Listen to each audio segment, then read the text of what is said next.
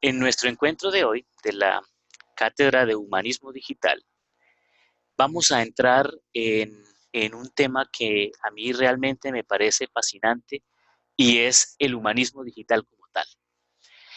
Eh, es una empresa osada lo que vamos a realizar aquí, esta reflexión que vamos a comenzar en esta noche. Si se han dado cuenta, hemos estado adentrándonos poco a poco en el tema del humanismo. El primer encuentro fue una introducción acerca de dónde proviene la palabra humanismo, ¿cierto? El segundo fue ir adentrándonos un poco en todo lo que tiene que ver con esta realidad que viene del Renacimiento, con este recorrido histórico. Luego estuvimos hablando de los tres humanismos. Hoy vamos a hablar del cuarto humanismo, que es el humanismo digital. Como les decía, es una empresa bastante arriesgada, osada, diría yo, porque es la mezcla de dos momentos de la historia. Por un lado, pues tenemos que el humanismo es digital, se compone de dos palabras, humanismo y digital al mismo tiempo. Entonces, vamos a ver, ¿por qué decimos nosotros que estamos en el quid del asunto o en el problema del asunto o en el caso por excelencia? ¿Son posibles hablar de tecnología y humanismo? Pero cuando hablamos de humanismo nos referimos a una construcción del pasado, y cuando hablamos del mundo digital nos referimos a una construcción del futuro. Entonces, hablar del humanismo digital es aventurado, es incierto, es un concepto que nos hace movernos entre el pasado y el futuro. Por tanto, vamos a hacer un intento partiendo desde el presente, ¿cierto? ¿Y qué tenemos en el presente? En el presente tenemos entonces lo siguiente. Tenemos que el origen de este humanismo como concepto es una doctrina antropocéntrica, ya lo hemos dicho, es decir, centrada o centralizada en el hombre. Antropos en griego es hombre y centro, el hombre es el centro del universo, el hombre es el centro de la reflexión, el centro de la razón. Se basa entonces en una integración de los valores humanos, porque como recuerden a Protágoras, el hombre es la medida de todas las cosas. Desde luego, esto aparece, ya lo hemos estado recalcando, como una corriente opuesta al teocentrismo medieval, donde Dios era el centro de todo. Pues bueno, con el Renacimiento y a partir de la modernidad es el hombre el centro de todo. Entonces, esto cambia. Hay un concepto muy interesante que se maneja en filosofía que se llama el giro copernicano. Copérnico propone una teoría que se llama el heliocentrismo. ¿En qué consiste el heliocentrismo? Consiste en decir que el centro del universo no era la Tierra como lo decía la Biblia. Recuerden ustedes, bueno, en la Biblia hay un capítulo en el libro de Josué, donde Josué ora y el sol se detiene, ¿verdad? Y a partir de allí, y por toda la Edad Media se creyó que el centro del universo era la Tierra y que todo giraba en torno a la Tierra. El giro copernicano, Copérnico nos dice, no, el centro no es la Tierra, el centro es el Sol. Y este giro copernicano va a tener unas repercusiones en la vida, es decir, el centro, que era la Tierra, porque Dios la había puesto, deja de serlo. Por tanto, Dios, que es el centro de la vida medieval, deja de serlo y ahora el centro es el hombre, ¿verdad? Desde luego, esto trae una revolución de ideas, se renovó el panorama de la cultura europea en el siglo XV y el movimiento renacentista buscó hacer este giro en la vida social y en la vida de las sociedades europeas y occidentales, ¿cierto? El ser humano como elemento indispensable en torno al cual gira todo y también incluso el universo. El universo está al servicio del hombre, o así lo ha querido entender el hombre, o así ha querido eh, ficcionar, ¿no? Que nosotros creemos que incluso el universo gira en torno a nosotros, desde luego eso no es cierto, ¿verdad? Frente a las ideas de la fe como un patrimonio de Dios, un patrimonio divino, se impone el hombre como un nuevo objeto de fe. Es el hombre el que es ahora el origen de todo. En general, nos referimos al humanismo como una actitud filosófica y ética no teísta, es decir, no divinizada, no en relación al mundo de Dios, que exalta al género humano. esta es, digamos que en definitiva, la conclusión. ¿Qué es el humanismo? Es una actitud filosófica, es una reflexión filosófica y ética que no tiene nada que ver con la deidad o con Dios, que exalta al género humano. Entonces tenemos allí. Ahora bien, ¿qué es lo digital? Para poder entrar en el tema de lo que es el humanismo digital. Bueno, recuerden ustedes cuando estuvimos hablando la clase anterior de la escritura. Pues bien, hay otra forma de escritura que no usa los caracteres pictográficos que se emplearon en antigua Mesopotamia, sino que usa caracteres matemáticos, que se basa en el uno y el cero. Es decir, el mundo digital es la representación de la información, ya no en caracteres de tabla, de arcilla, ya no en pictogramas, sino en una información en modo binario, codificada binariamente. Esto es el sistema de un ordenador, por ejemplo, o de cualquiera de los dispositivos que usamos en este momento, el computador, el celular a través del cual nos estamos conectando en este momento, eh, todo lo que usamos hoy en día funciona con una lógica binaria. Es decir, hay un estado posible alto, height, y bajo, low, representados por uno y cero. Entonces, a partir de la combinación aritmética del uno y el cero, pues se está hablando de, de lo que es el mundo digital. Este sistema binario compuesto por unos y ceros o ceros y uno, permite procesar, almacenar y transmitir cualquier tipo de información. Recuerden ustedes que la escritura lo que pretendió en un momento ha sido eso, almacenar información por fuera del cerebro con unos caracteres particulares. Ahora, estos caracteres en el sistema digital son dos, el uno y el cero. De aquí nace el Internet, que es el entorno en el cual nos estamos comunicando, el medio, el canal en el cual nos estamos comunicando en este momento, todos nosotros. De aquí nacen las pantallas, la sociedad de la información, todos los nuevos paradigmas, todas las ficciones, incluso parten de aquí. Recuerden ustedes la película Matrix, es una película donde justamente esa relación binaria del uno y del cero se rebelan contra la raza humana y nos esclavizan, ¿cierto? Es muy interesante como reflexión filosófica, se podría hacer pues todo un estudio filosófico de la película Matrix, y entonces podríamos allí tenerlo presente, ¿cierto? A nivel global, esto es muy interesante porque, como lo vamos a ver a lo largo de esta clase, hay unos vacíos éticos que tenemos que prestarle atención y que vamos a reflexionar en el día de hoy, ¿cierto? Hay una especie de hueco, de vacío, que tiene que ver con la respuesta de una ética de este mundo digital. Es decir, que es necesario revalidar, conocer y aplicar y funcionar estos modelos sociales y estos modelos que brotan del mundo digital y que se han incluido en el sistema educativo como en la plataforma donde nos encontramos en este momento y que requieren un espacio de reflexión más profundo. La pregunta que podríamos hacernos en este momento de la clase ¿es posible un humanismo digital? ¿Es posible humanizar este mundo digital? Humanizarlo en el sentido de ponerle una finalidad, una ética a este mundo digital. ¿Qué podríamos hacer para entender esta relación entre lo humano y lo tecnológico? Creo que estas son las preguntas que debemos hacernos en este momento. Yo quiero que veamos un corto video. Voy a hacer lo posible, espero que funcione. Por favor, me avisan si tienen si suena, me dan la señal, por favor.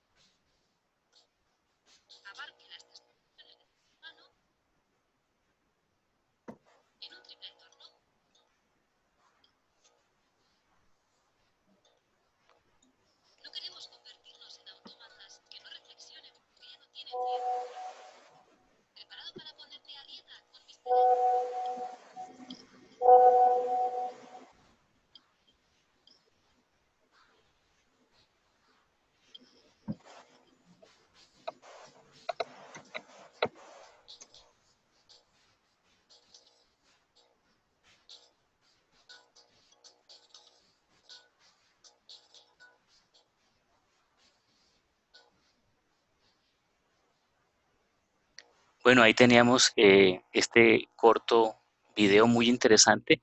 Yo quiero hacer reflexión, eh,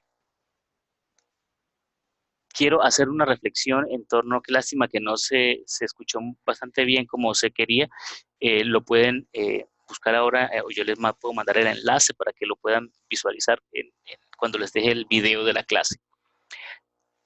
Hay una parte de este corto video nos decía algo muy, muy interesante, y es el hecho de que el efecto que tienen las pantallas, digamos que en la vida de las personas, ¿no? Esto es muy, muy, muy importante reflexionarlo. Hay un filósofo, bueno, hubo un filósofo español, Julián Marías. Julián Marías no le tocó tan de frente el mundo de la internet, pero sí le tocó el mundo de la parabólica satelital, y le tocó el mundo de la, de la, de la televisión, ¿no?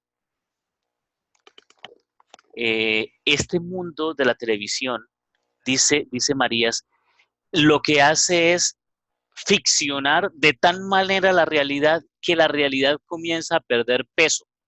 Voy a ponerles un ejemplo. Por ejemplo, el 11 de septiembre del 2001 fue el día, el siniestro de la caída de las Torres Gemelas. Todos nosotros fuimos testigos de ese evento en vivo. Es prácticamente el primer evento en vivo que hemos visto a partir de la televisión. Pero como lo vimos en la televisión, el evento como tal, digamos que perdió ese, ese peso de la gravedad de ese evento como tal. Es decir, lo que hace la televisión de alguna manera es quitarle gravedad a la realidad, quitarle peso a la realidad. Y mucho más lo que hacen las pantallas, lo que hace es virtualizar las cosas, incluso a veces trivializarla, ¿no? Entonces nos encontramos frente a una de las situaciones más interesantes como punto de reflexión, y es, bueno, ¿qué vamos a hacer en relación a, al, a la reflexión que nos propone eh, esta situación, este mundo digital, eh, como una especie de punto de partida en relación a lo que se requiere o a lo que necesitamos para poder pensar la realidad concretamente, pero la realidad auténtica. Es decir, de qué manera podemos nosotros pensar las cosas con mucha objetividad y al mismo tiempo con un compromiso ético sin que logremos, eh, digamos que sin que logremos de alguna manera, voy a apagar algunos micrófonos que están sonando, entonces para que no nos altere como el proceso, listo. Eh, ¿De qué manera podemos hacer entonces una reflexión en torno a esto, pero sin que perdamos el peso de la gravedad del asunto, ¿verdad? Mientras encuentro aquí para salir del video, creo que me va a tocar un momento, por favor, vuelvo aquí, no encuentro el comando para salir, para pasar a la siguiente diapositiva. Listo, ya. Entonces, si la tecnología en la mayoría de los momentos de la vida nos facilita mucho el trabajo colaborativo y potencializa los aprendizajes significativos, eh, uno de esos ejemplos lo hemos tenido nosotros en la realización del trabajo que hicieron sobre la línea del tiempo. A mí me asombró el hecho de que se conformaran los grupos. Yo no tenía mucha esperanza en la conformación de los grupos, la verdad, porque yo dije, es muy difícil, la tecnología nos hace de alguna manera es eh, ponernos en función de lo individual, exalta lo individual, exalta el crecimiento personal, nos desconecta de alguna manera de las relaciones con los otros. Entonces, y muchos de ustedes escribieron, de hecho muchos decían, bueno, ¿cuándo nos va a poner los compañeros? Yo les dije, no, es que yo no quiero imponerles. Sin embargo, lo hicieron y hicieron unos trabajos grandiosos, de los cuales les dije al comienzo en la introducción, pues me he sentido muy complacido con ellos. Entonces, ¿cuál es el problema? ¿Cuál es la situación? ¿Qué es lo que amerita un punto de reflexión para nosotros hoy, aquí, en esta cátedra de humanismo digital? Yo creo que lo cuestionable aquí es, ¿son válidas este tipo de relaciones de las que Sigmund Bauman va a definir como relaciones líquidas, las relaciones virtuales? ¿Es lo virtual real? Esto es muy importante, es una pregunta que deberíamos hacernos. Desde luego, es parte, la virtualidad es parte de nuestra realidad, incluso cuando no existiera Internet. Esto es muy importante. Miren, yo creo que una de las mejores definiciones que da Marías, por ejemplo, Julián Marías, de la persona humana es: el hombre es criatura utópica. Es decir, cuando decimos que somos criaturas utópicas, nosotros somos las únicas criaturas, los únicos animales que tenemos imaginación, que tenemos una virtualidad, por así decirlo. ¿Qué es lo virtual? Lo virtual es aquello que es posible, que está presente, que está potencialmente posible, que está anticipado, por ejemplo, en la mente, ¿no? Pero que es posible realizarlo. Lo virtual y lo utópico tienen una relación muy profunda y nosotros somos criaturas utópicas. ¿Por qué? Porque somos las únicas criaturas que imaginamos y somos los únicos que tenemos futuro. Un tigre no tiene futuro, un tigre va a ser un tigre siempre. Un tigre es un felino majestuoso, es formidable, es un animal bellísimo, pero va a ser el tigre siempre, el ser humano no. Nosotros somos proyectos siempre, en tensión al futuro, siempre en relación al futuro, desde luego anclados algunas veces en el pasado, con unas tensiones siempre hacia adelante, con proyectos nuevos, con una capacidad de rehacernos y reinventarnos. Entonces, en ese sentido, cabe la pena reflexionar en la importancia que existe entre esa realidad que somos y esa virtualidad que tiende de nosotros, ¿no? La alegoría, por ejemplo, que nos trae Platón habla del mito de la caverna, donde hay una especie de diferencia entre lo real y lo aparente, ¿no? En esta lucha entre lo aparente. Bueno, Internet de alguna manera también se ha convertido en eso aparente que nosotros queremos ser, por ejemplo. Facebook es un espacio, por ejemplo, donde somos lo que hemos idealizado de nosotros. Hay chicos, por ejemplo, en las ciudades, en muchos pueblos, que no tienen ni siquiera una habitación propia, pero tienen un perfil de Facebook. Y el perfil de Facebook es su espacio, es su lugar de donde son y desde donde se enfrentan con el mundo, ¿verdad? Es muy interesante, eso lo estaremos analizando en unos días en relación a esa dinámica entre las relaciones y la virtualidad. Eh, Tenemos entonces que acostumbrarnos a todo esto que hemos hablado, o por el contrario debemos intentar cambiar la tendencia o pelear con la tendencia del entorno tecnológico. Yo creo, eh, queridos estudiantes, que una pelea con el mundo tecnológico es inútil. El profesor no puede llegar a una clase a prohibir que sus estudiantes no usen, por ejemplo, sus dispositivos electrónicos.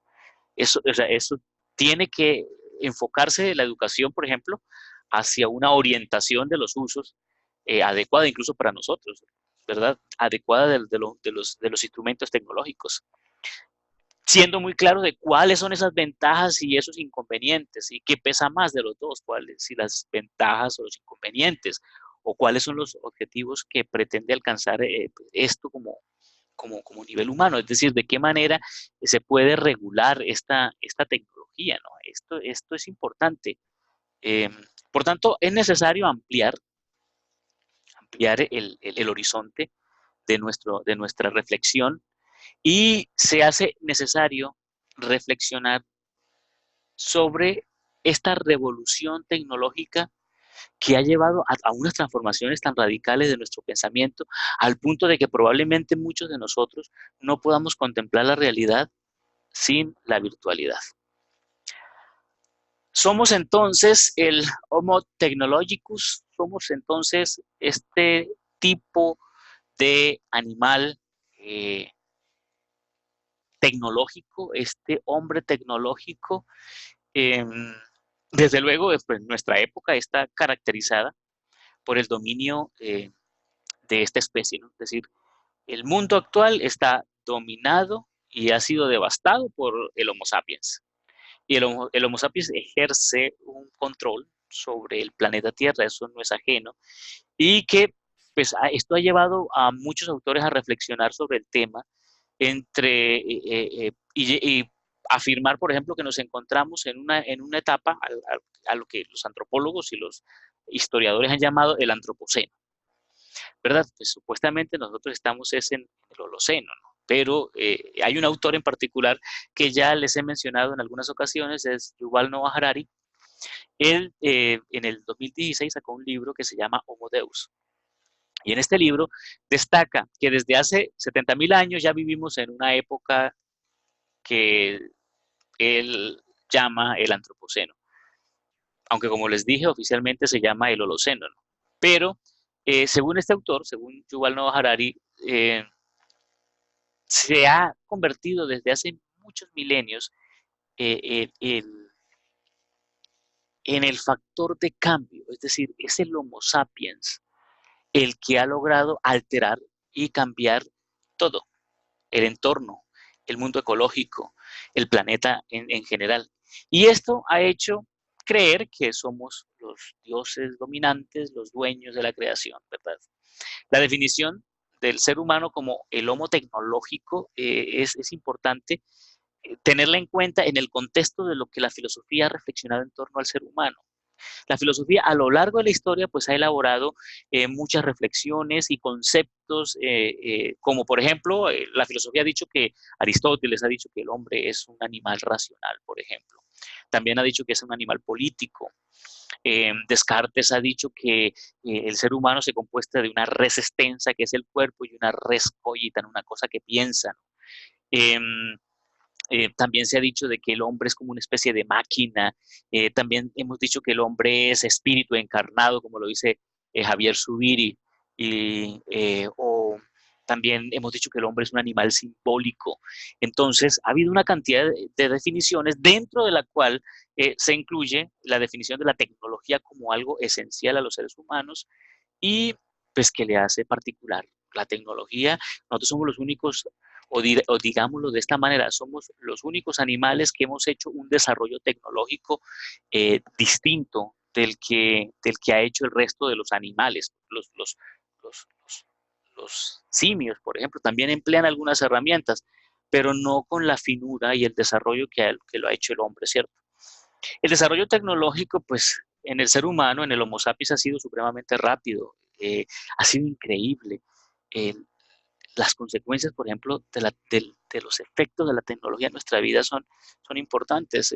Piénsese, por ejemplo, ahora las aplicaciones que las traen algunos celulares como Samsung, que les puede medir, por ejemplo, la presión sanguínea. Ustedes ponen el dedo en el lugar de la lente y a partir de una aplicación pueden medir las pulsaciones, el grado de estrés en el que se encuentra, el grado de transpiración, por ejemplo, las horas de sueño a partir de dispositivos de bandas que le transmiten una información vía Bluetooth a su celular y le da un registro de las horas de sueño y el sueño profundo y las diferentes etapas del sueño. Por ejemplo, piénsense en los dispositivos que traen ya algunos celulares en el cual usted puede sacar una gota de sangre, ponerla en una plantilla especial y le dice los niveles de azúcar, o sea, de glucosa o de colesterol que usted tiene en este momento, ¿no?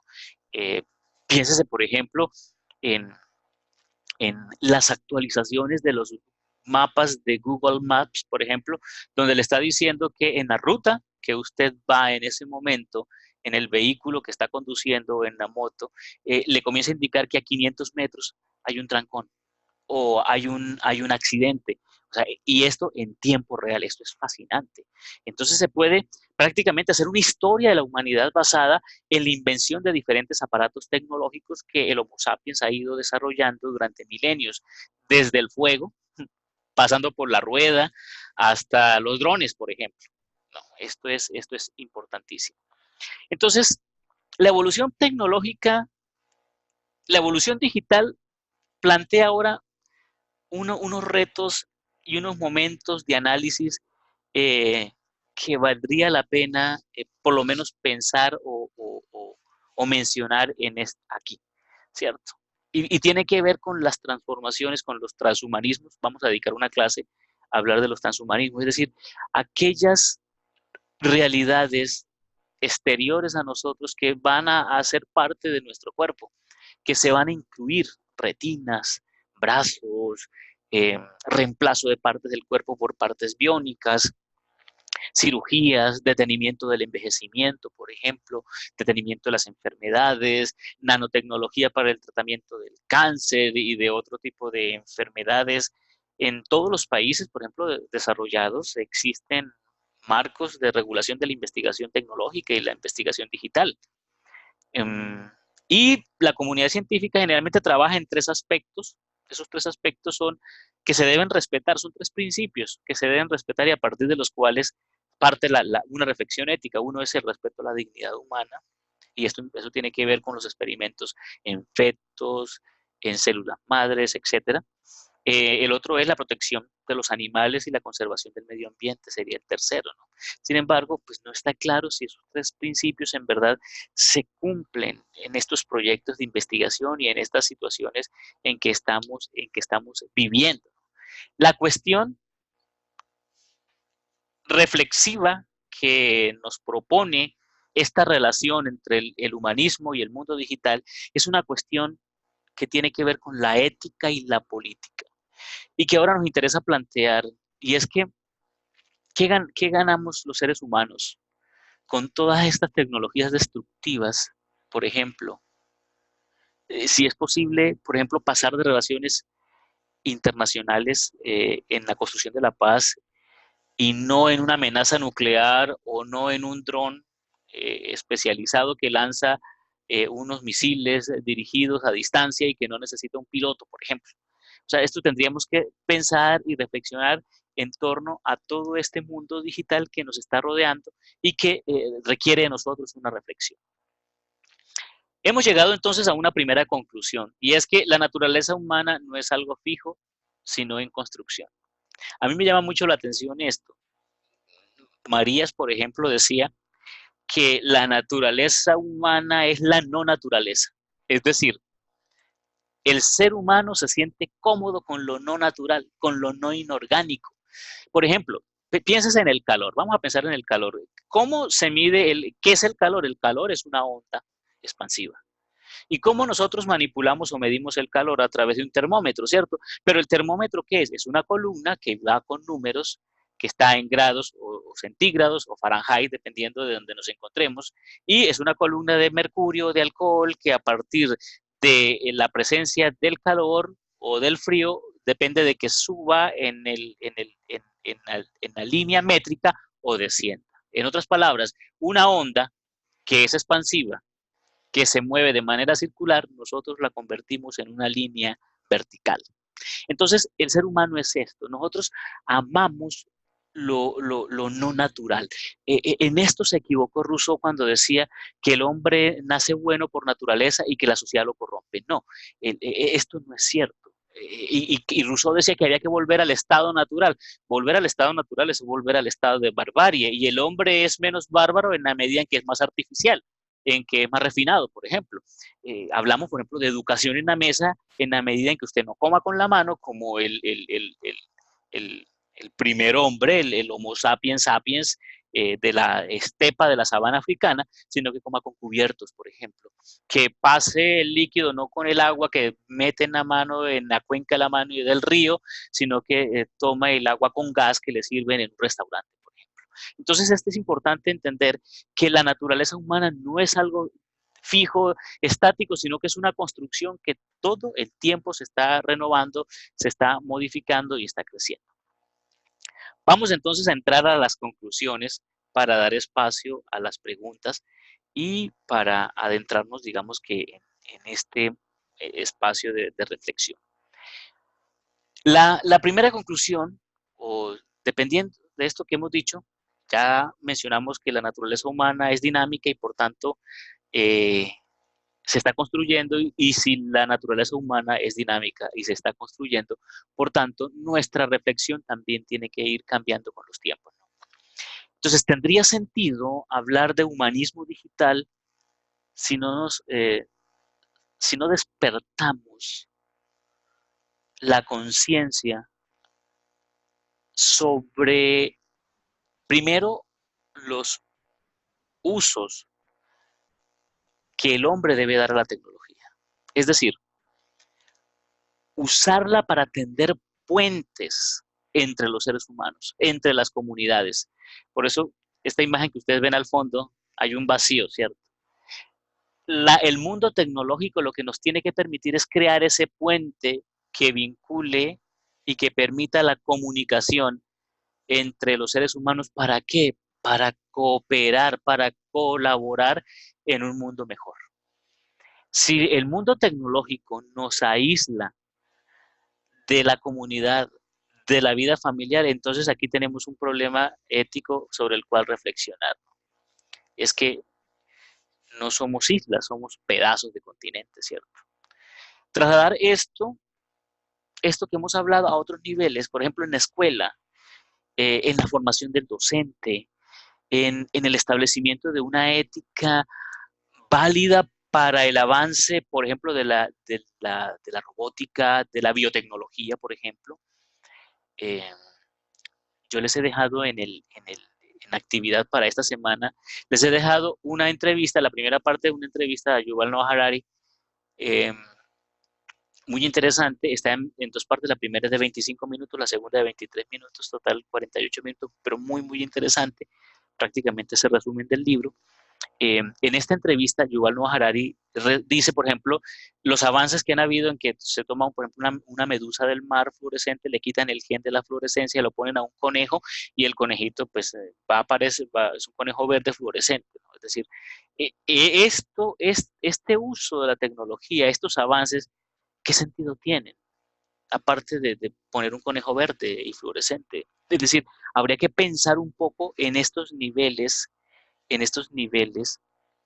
de lo que es el sentido, el enfoque, por ejemplo, de la ingeniería para el desarrollo de la inteligencia artificial, las políticas de las empresas, en las familias, en los sectores, en los países.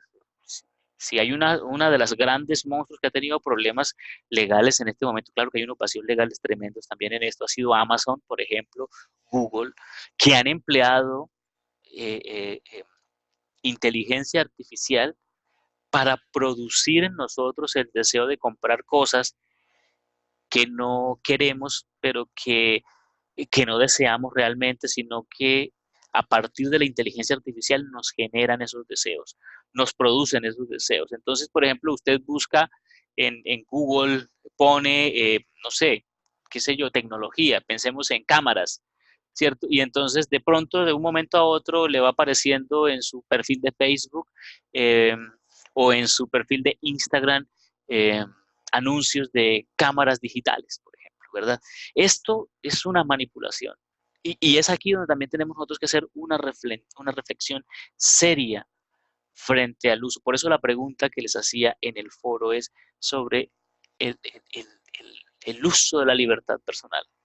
Si hay un tiempo, y quiero adelantarme un poco a la próxima clase, si hay un momento decisivo en el cual se requiere tener mucho más libertad personal, es este tiempo, es este tiempo. Eh, es necesario implantar que esta sociedad o establecer que esta sociedad conectada sea una sociedad horizontal, es decir, que todos tengan el mismo acceso, que la tecnificación, que la tecnología pueda llegar a construir una sociedad más igualitaria, más incluyente, más equitativa, donde, donde se pueda reducir la brecha tecnológica, donde todos puedan tener, digamos que las mismas oportunidades y de igual manera los mismos tipos de reflexión y de situaciones. No sé si tienen preguntas, inquietudes para responder en este momento. Vamos a dedicar eh, este momento para las preguntas, para las reflexiones. Me gustaría conocer de parte de ustedes las opiniones al respecto. Voy a abrir la ventana del chat para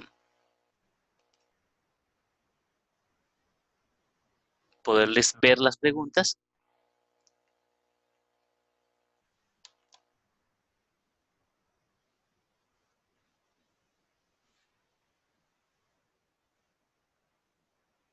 Bueno, vamos a detener entonces por este lado así, para poder ver el chat.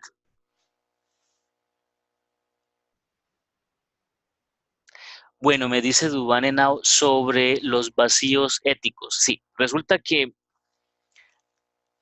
tenemos unos vacíos en, en el mundo digital. Es decir, por ejemplo, vamos a mencionar algunos casos. Uno, por ejemplo, muy común, el uso de nuestros datos personales.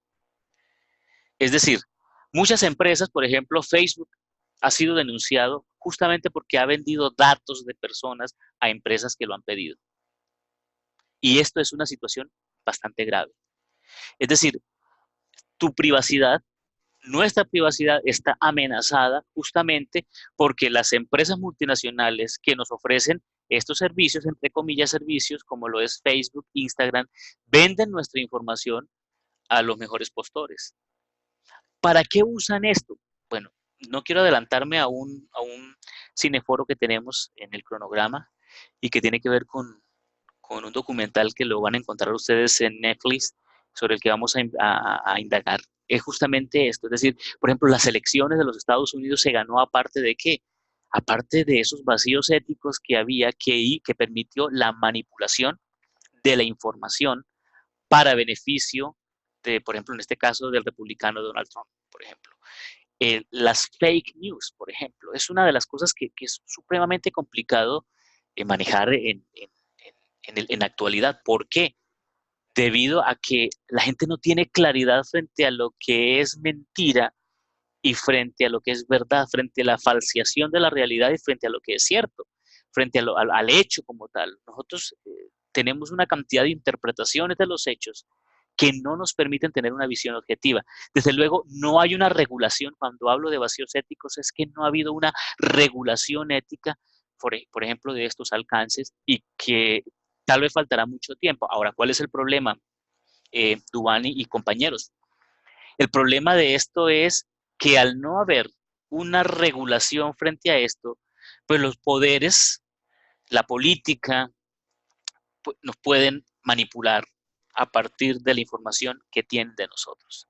Desde luego, esto principalmente viene, y yo quiero aquí hacer salvedad, que eso lo vamos tal vez a mencionar en algún momento, esto sucede, este movimiento eh, sucede justamente después del 11 de septiembre.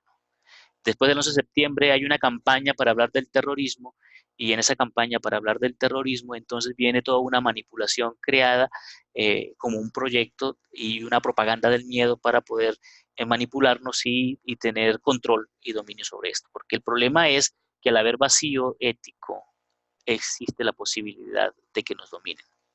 Bueno, aquí nos dice Marlene, profe, en esta época se ve mucho en campañas políticas. Sí, sí, claro, es la manipulación mediática, es increíble, las encuestas, las encuestas falsas, por ejemplo, eh, las fake news o las noticias falsas frente a los candidatos, el ciberacoso, el ciberterrorismo, por ejemplo. Bueno, en fin, infinidad de, entonces es uno de los, digamos que de los retos más importantes que tenemos y de las reflexiones que debemos hacernos a diario, ¿no? Esto es un trabajo a diario. Sí. ¿Preguntas? ¿Inquietudes? Bueno, Marcela nos dice que pienso que lo digital tiene sus ventajas y desventajas, sí, eso es cierto. Y hay mucha desigualdad, ya que no todos tenemos la misma, sí, Sí, por ejemplo, uno de de las dificultades que han tenido muchos de los compañeros nuestros aquí de la clase es justamente la conexión, la conectividad. No todos tenemos, y eso que dicen que Colombia es uno de los países con mayor conectividad a nivel de América Latina, ¿cierto?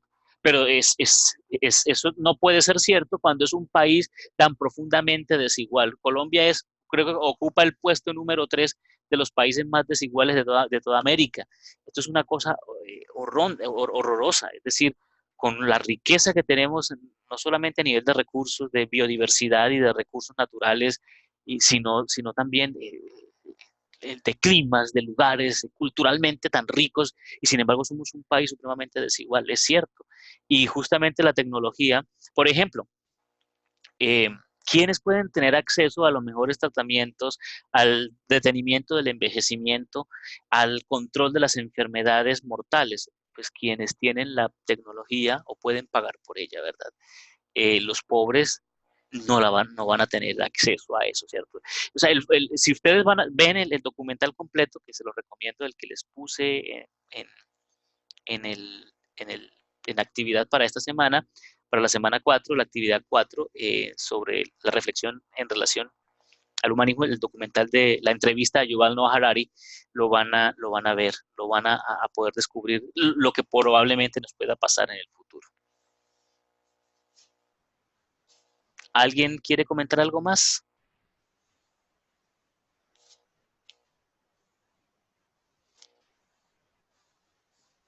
Bueno, les voy a recomendar entonces un libro para los amantes de la lectura. Voy a poner video para que lo vean. El libro se llama Homo Deus, de Yuval Noah Harari. Este libro dice, bueno, aquí a ver si alcanzan a leerlo, una breve historia del mañana. Esta versión la tengo en inglés.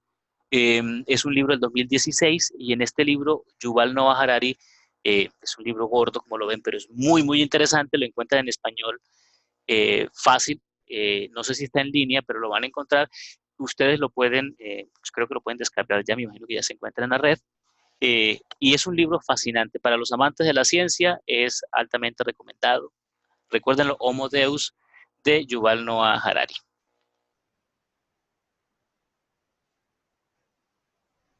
Bueno, no sé si tienen alguna otra inquietud o preguntas para ir cerrando nuestra sesión y agradecerles a todos la presencia. Recordarles entonces que mañana a las 8 de la noche pues estaré atendiendo el chat. Si alguno, bueno, aquí, si alguno pues tiene alguna inquietud, alguna pregunta, semana a semana pues en los anuncios vamos a estar poniendo las actividades. Bueno, aquí nos dice Pilar Ochoa que el mejor uso que se le debe dar a la tecnología sería el de mejorar la calidad de vida y en especial a aquellos que tienen alguna discapacidad. Uy, sería fantástico.